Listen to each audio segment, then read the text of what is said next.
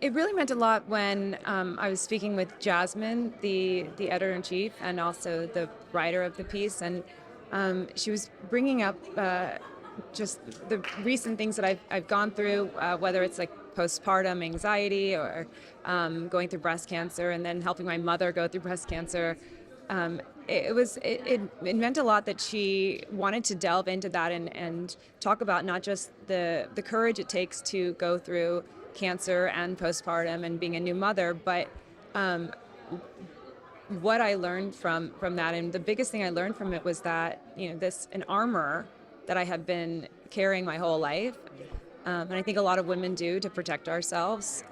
That when I was diagnosed, I just immediately dropped it because I knew I couldn't climb a mountain without leaving all this weight on the ground. And through that process, I really have learned that that being vulnerable is is much more of a strength than having a heavy armor on me. I knew some friends who had gone through breast cancer.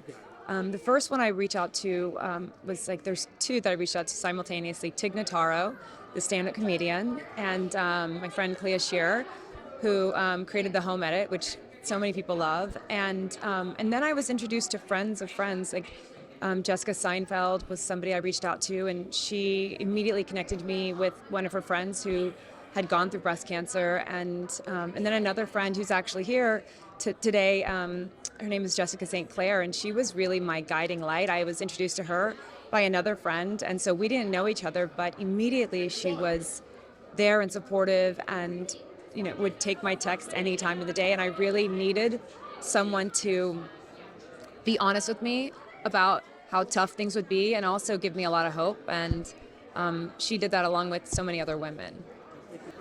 Hi, my name is Olivia Munn, and you've just been buzzed.